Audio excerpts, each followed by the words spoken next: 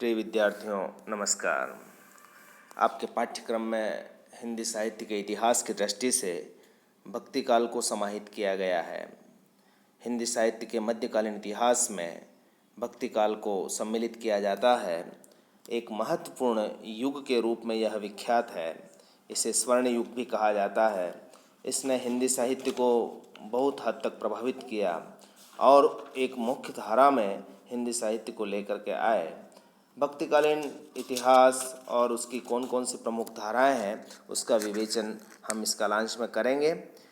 पूर्व की कक्षाओं में आपने भक्ति काल को पढ़ा है और भक्ति काल के प्रमुख जो धाराएं हैं उनके बारे में भी पढ़ा है। तो मोटे तौर पर जो आपको जानकारी है उस आधार पर भक्ति काल को दो भागों में बांटा जाता है, एक निर्गुण काव्य धारा के रूप में, दूसरा सगुण काव्य धारा के रूप में। निर्गुण काव्य धारा ईश्वर के निर्गुण स्वरूप की विवेचना करती है, अर्थात उसे किसी आकार, शब्द, रूप, रस, गंध में स्वीकार नहीं करती, जबकि दूसरी जो काव्य धारा है वो ईश्वर को साकार रूप में यानी आकार रूप में ग्रहण करती है, अवतारवाद को मानती है। तो जो निर्गुण काव्य धारा है उसके दो धाराओं को वापस हम दो भागों में विभाजित करते हैं, एक संत काव्य धारा, दूसरी सूफी काव्य धारा। ठीक इसी प्रकार से जो सगुण काव्य धारा है उसको भी हम दो भागों में बांटते हैं, एक राम काव्य धारा, एक कृष्ण काव्य धारा। तो इस तरह से भक्ति काल की चार प्रमुख धाराएं हैं जिनका हमने अभी नामकरण किया है, संत काव्य धारा, सूफी काव्य धारा, राम काव्य धारा, कृष्ण काव्य धारा। इन चारों धाराओं का अध्ययन करने के बाद हम यह अच्छी तरह से स्पष्ट कर पाएंगे कि भक्ति काल की इन धाराओं में किस प्रकार के साहित्य की रचना की गई, इनके वर्ण विषय क्या रहे, इनके जो काव्य की क्या भाषागत विशेषताएं हैं अथवा भावगत विशेषताएं हैं, इसका संपूर्ण अध्ययन हम एक के बाद एक करेंगे। सर्वप्रथम आज हम ले रहे हैं संत काव्य धारा। जैसा कि इसके नाम से ही स्पष्ट होता है कि इस काव्य धारा का प्रतिपादन करने वाले संत रहे हैं। संत का आशय यहाँ पर जो लोक जीवन में रहते हुए भी उन्होंने उपदेश दिए, लोगों को सन्मार्ग पर ले जाने की प्रेरणा दी, ऐसे जो काव्य धारा है वो कहलाती है संत काव्य धारा। जो संत काव्य धारा है वह निर्गुण ब्रह्म में विश्वास करती है। जो संत काव्य है इन पर धार्मिक संप्रदाय का भी प्रभाव दिखाई देता है। इसमें कहीं पर धर्म अथवा साधना की शास्त्रीय व्याख्या तो नहीं है, लेकिन उन्होंने अपने मर्म को जनता तक पहुंचाने में बहुत हद तक सफलता प्राप्त की। कुछ जो विचार हैं उनकी अनुभूतियां हैं वे संत कवियों की निजी अनुभूतियां हैं और ये जो संत थे वो लोक जीवन से जुड़े हुए थे। इनमें आपने नाम सुना होगा कबीर, नानक, रैदास, मीरा, ये सभी संत कवि हैं। सहजोबाई, इसी तरह से सुंदरदास, इन कवियों ने बहुत सारी समाज सुधार का भी कार्य किया। जहाँ पर उन्हें लगा कि लोक में रूढ़ियाँ हैं, अंधविश्वास है, उस पर भी प्रहार किया। और इस दृष्टि से इस युग के इस धारा के जो प्रतिनिधि कवि हैं उनमें सबसे प्रथम नाम आता है कबीर। कबीर की वाणी में ये समस्त संत काव्य की विशेषताएं आप देख सकते हैं। इसके अतिरिक्त भी जो संत कवि हैं जैसे दादू हुए, रज्जब हुए, सहजोबाई हुई, रैदास हुए अथवा नानक हुए, इनके अंदर भी उनकी कविताओं में भी लगभग यही विशेषताएं मिलती है। तो जो उसकी विशेषताएं हैं उसका एक एक करके हम अध्ययन करते हैं। सबसे पहली विशेषता जो संत काव्य धारा की आती है वह है निर्गुण ब्रह्म में विश्वास। जैसा कि मैंने पहले बताया कि संत कवि हैं वो ईश्वर के निराकार रूप की उपासना पर बल देते हैं। वे मानते हैं कि निराकार ईश्वर के प्रति समर्पण से ईश्वर की सहज प्राप्ति हो सकती है। अब ये निराकार या निर्गुण ब्रह्म कैसा होता है, तो आपको ध्यान रहना चाहिए कि गुण तीन प्रकार के होते हैं, सत्व, तम, रज। अर्थात जो इनका ईश्वर होता है वह इन तीनों ही गुणों से परे होता है, गुणातीत ब्रह्म होता है। उसमें शब्द, रूप, रस, गंध, स्पर्श आदि की स्थितियाँ नहीं होती, तो उसका आकार भी नहीं होता। तो जिस ईश्वर की वो व्याप्ति मानते हैं कि वो घट घट में व्याप्त हैं, उसको किसी मनुष्य या किसी भी दूसरे रूप में उसे देखा नहीं जा सकता, उसके आकार को समझा नहीं जा सकता। यहाँ तक कि वो बात तो राम की करते हैं। जैसे कबीर ने कहा कि दशरथ सतुति हूँ लोक बखाना, राम नाम का मरम है आना, निर्गुण राम जप हो रे भाई। हम तो निर्गुण राम को जप से हैं। संसार भले ही दशरथ पुत्र राम को राम कहे, लेकिन हमारे लिए तो राम परमात्मा का स्वरूप है। तो यहाँ पर स्पष्टता यह है कि उन्होंने एक तरह से ईश्वर के साकार रूप को नहीं मानते हुए निर्गुण रूप को माना, अर्थात उसका कोई आकार नहीं होता, वह परम ब्रह्मांड में व्याप्त है। जैसे जल में कुंभ, कुंभ में जल है, बाहर भीतर पानी, पुह वास्ते पातरा, यानी इस तरह की उन्होंने उपमाएं दी है। ठीक, अगली विशेषता पर हम आगे बढ़ते हैं। तो इस तरह से निर्गुण ब्रह्म के विश्वास के बाद वो अवतारवाद का भी विरोध करते हैं। तो इन दोनों ही बिंदुओं में आपको एक समानता दिखेगी।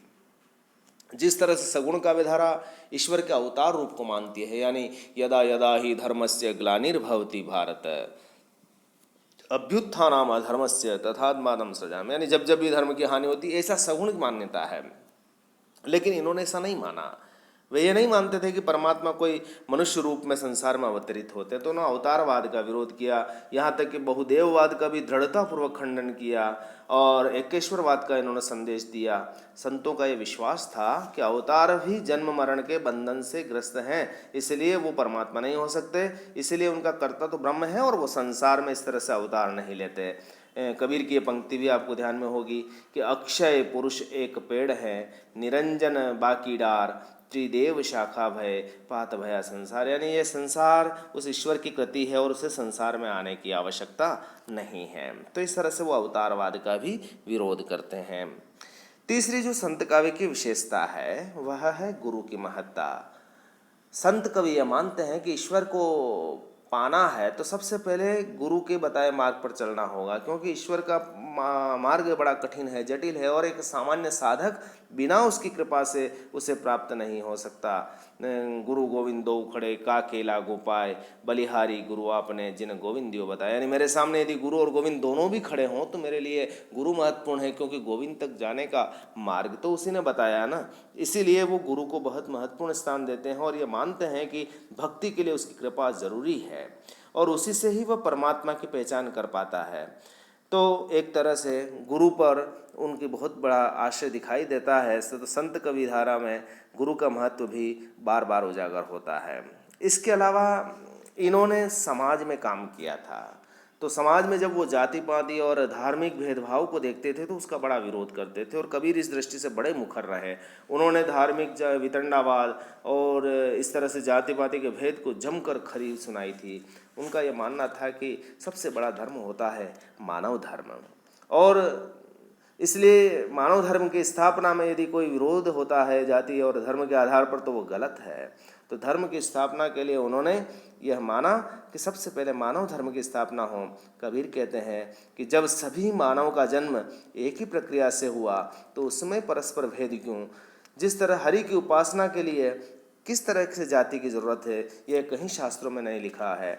वो साफ कहते थे कि जाति पाति पूछे नहीं कोई, हरि को भजे सो हरि को, यानी हरि को भजने के लिए किसी जाति की आवश्यकता नहीं है। और आपको ध्यान में रखना चाहिए कि संत कवि जितने भी हुए हैं ये एक सामान्य जन से निकले हुए हैं और बहुत उच्च कुलीन भी नहीं थे, यानी बुनकर के रूप में कबीर थे, रैदास चर्मकार जाति के थे, इस तरह से रज्जब भी पिछड़ी जाति के थे। तो ये सभी छोटी छोटी जातियों से निकले और उन्होंने उस भेदभाव का विरोध करते हुए अपनी बात की। और जाति व्यवस्था पर तो जो हमारे समाज की एक बहुत बड़ी बुराई है उस पर भी उन्होंने करारी चोट की और एकता पर बल दिया था। रूढ़ियों और आडंबरों से ग्रस्त हमारे समाज का भी इन्होंने विरोध किया। तो कई बार इन संत कवियों को समाज सुधारक भी कहते हैं। यानी भक्ति आंदोलन धार्मिक सुधार का आंदोलन था, लेकिन विभिन्न धर्मों में प्रचलित बाह्य आडंबरों का भी इन्होंने विरोध किया और इसकी असारता का भी वर्णन किया। कई बार आपने मूर्ति पूजा के नाम पर धर्म में हिंसा, व्रत, तीर्थ, रोजा, नमाज, हज आदि विधि विधान से जिससे जनता भ्रमित होती है उसका इन्होंने विरोध किया। कबीर तो साफ कहते थे कि जहाँ पर मंदिर में मूर्ति पूजा की बात होती थी लोग उसी को ही सर्वस्व मानकर उसके पीछे भागते थे। तो उन्होंने स्पष्ट कहा कि पाथर पूजे हरि मिले तो मैं पूजूं पहाड़, ताते त वह चाकी भली पीस खाए संसार। यानी केवल पत्थर से पूजने से भगवान नहीं मिल सकते, उसके लिए अंदर की साधना जरूरी है, उससे एकात्म भाव जरूरी है। तो जहाँ पर बांग देते हुए मुल्ला को भी उन्होंने खरी सुना दी। उनकी दृष्टि में धर्म के आधार पर कोई भेदभाव नहीं था। वहाँ जहाँ उन्हें लगता था कि यहाँ पर रूढ़ी है, यहाँ पर गलत हो रहा है, तो वो सीधा प्रहार करते हैं। वो कहते हैं कि कांकर पत्थर जोरी के मस्जिद लई बनाए, ताचड़ी मुल्ला बांग दे बहिरा हुआ खुदा। यानी कहने का आशय यह है कि जहाँ पर उन्हें आडंबर नजर आते थे, ये संत कवि उसका डट कर विरोध करते थे और लोगों को सन्मार्ग पर चलने की प्रेरणा देते थे। इसके अलावा जो अगला बिंदु आता है, नाम स्मरण पर बल। यानी वो कहते थे कि परमात्मा का जो नाम यदि हम बार बार याद करें तो हमारा आचरण भी वैसा ही हो जाता है, और उसके महत्व को प्रतिपादित भी वो बार बार करते हैं। वो कहते हैं कि नाम स्मरण ही ईश्वर की सच्ची आराधना है। जो सच्चे और पवित्र मन से ईश्वर का नाम जपता है उसे ईश्वर की सहज अनुभूति हो जाती है। और वो पंक्ति भी आप उनकी सुन सकते हैं कि सहजो सुमिरन कीजिए, हृदय माहि छिपाई, होठ होठ सुना हिल सके नहीं कोई पाई। यानी कहने का आशय कि हम ईश्वर का नाम लें, बार बार जब हम नाम लेंगे तो हमारी वृत्तियाँ भी उसके जैसी हो जाएगी। जहाँ तक अगले बिंदु में रहस्यवाद की चर्चा है, तो संत काव्य में भी रहस्यवादी प्रवृत्ति दिखती है। ये रहस्यवाद कहीं शंकराचार्य से प्रभावित है, कहीं अद्वैत मत से प्रभावित है, तो कहीं नाथों की योग साधना, तो कहीं कहीं सूफियों की प्रेम साधना भी इसमें दिखाई देती है। संत काव्य जो है उनका अलौकिक प्रेम की व्यंजना ही रहस्यवाद है। और कहीं कहीं तो ये उलट बांसियाँ, कबीर की उलट बांसियाँ बहुत प्रसिद्ध रही हैं, उन्होंने उसी रूप में वर्णन किया है। उपनिषदों का भी इन पर बड़ा प्रभाव है। जैसे शंकर के अद्वैत, यानी अद्वैत का अर्थ है यदि ईश्वर एक होता है, दो नहीं होते, तो जैसे जल में कुंभ, कुंभ में जल बाहर भीतर पानी, यानी जल भरा हुआ है, सरोवर का पानी है, उसमें कुंभ है। दिखने में तो कुंभ में भी जल है और बाहर भी जल है, दोनों ही जल एक ही प्रकार का है, लेकिन हमें दिखाई इस तरह से दे रहा है कि कुंभ का जल अलग है और बाहर का जल अलग है।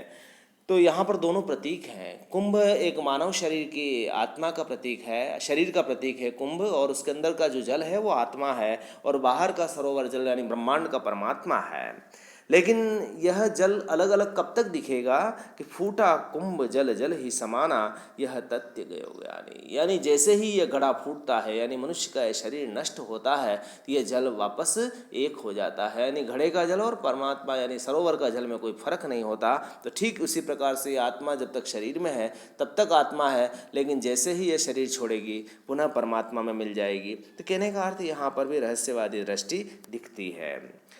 कबीर को यद्यपि निर्गुणी कहा जाता है, लेकिन उनकी जो प्रेम भावना भी कहीं कहीं प्रकट होती है। उनकी एक बहुत प्रसिद्ध पंक्ति है कि पोथी पड़ी पड़ी जगमुआ, पंडित भयान कोय, ढाई आखर प्रेम का पढ़े सो पंडित होए। तो यानी संतों ने प्रेम भावना को भी महत्व दिया और कहा कि जो ढाई आखर पढ़ेगा वही पंडित होगा। यानी ईश्वर के पाने के लिए उन्होंने इसलिए दाम्पत्य भाव की भक्ति को भी चुना। कबीर कहते भी एक हरि मोरे पीऊ में राम की बहुरिया। तो इस तरह से उनकी प्रेम भावना है। जहाँ तक नारी के प्रति दृष्टिकोण उसी प्रेम भावना में, हालांकि वो मानते थे कि यह माया की प्रतीक है और वह इससे दूर रहना चाहिए, क्योंकि वह आपको संसार से मुक्त होने में बाधा उत्पन्न करेगी, ईश्वर के मार्ग में वह बाधक होगी। कई बार तो कबीर इसी रूप में, कबीर तो क्या सभी संत कह देते हैं कि नारी माया के प्रतीक है, इसलिए सांसारिकता में बाधक है। कि नारी की जाई परत हो नंदा हो तो भुजंग, कबीरा तिनकी कौन गति नित नारी के संग। यानी उनका आशय यहाँ पर उन नारियों से, नारी यहाँ पर प्रतीकात्मक रूप में है, यानी एक तरह से माया के प्रभाव के रूप में है, जो ईश्वरी मार्ग में बाधक है। भाषा शैली की जहाँ तक हम विचार करते हैं तो ये साधु संत जो पढ़े लिखे नहीं थे, ज़्यादा पढ़ाई इनकी नहीं हुई थी। यदि माना जाए तो संत काव्य में सबसे ज़्यादा पढ़े लिखे ही एक सुंदरदास आते हैं, अन्यथा सभी ने अपने लोक अनुभव के आधार पर अपने विचारों को रखा है। तो इनकी जो भाषा में आपको विविधता मिलेगी। ये घुमक्कड़ भी होते थे, एक स्थान से दूसरे स्थान पर भी जाते थे, तो इनकी भाषा में उन आंचलिक शब्दावली का भी प्रयोग मिल जाता है। कहीं ब्रज मिलेगा, कहीं पंजाबी शब्द भी मिल जाएंगे। यहाँ तो कबीर की वाणी में तो तो आपको सभी तरह की भाषा की शब्दावली मिलेगी। अक्खड़पन होता था इनके जहाँ पर शब्द होते थे, इसीलिए हजारी प्रसाद द्विवेदी ने कबीर को कहा था कि वाणी का डिक्टेटर है, अर्थात जहाँ उन्हें अपनी बात कहनी है तो शब्द उनके लिए बाधा नहीं बने, जहाँ पर उन्हें लगा कि कहना है तो वो कह गए। यानी इसीलिए उनकी भाषा को डिक्टेटरशिप कहा। लेकिन उनकी भाषा जो संतों की है वो सधुकड़ी कहा जाती है। सधुकड़ी का मतलब खिचड़ी भाषा है, जहाँ पर सभी प्रकार के शब्दावली मिल सकती है, किसी एक भाषा में हम उसको नहीं बांध सकते। तो इस प्रकार से जो संत काव्य धारा है उसकी विभिन्न विशेषताएं हैं। आपको आज हम इतना ही, कल हम अगले कालांश में सूफी काव्य की बात करेंगे। तो आज समेकन रूप में हम ये बताना चाह रहे हैं कि जो निर्गुण काव्य धारा के अंतर्गत संत काव्य धारा जो प्रथम काव्य धारा है, इसके प्रतिनिधि कवि हैं कबीर। कबीर के अतिरिक्त जो दूसरे कवि हैं नानक, दादू, रज्जब, सहजोबाई, रैदास आदि जो महत्वपूर्ण कवि हैं, इन्होंने अपनी वाणी में इन बातों को कहा है जिसकी विशेषताओं की चर्चा हमने की है। आज बस इतना ही। अगले कालांश में हम सूफी काव्य धारा की बात करेंगे। धन्यवाद।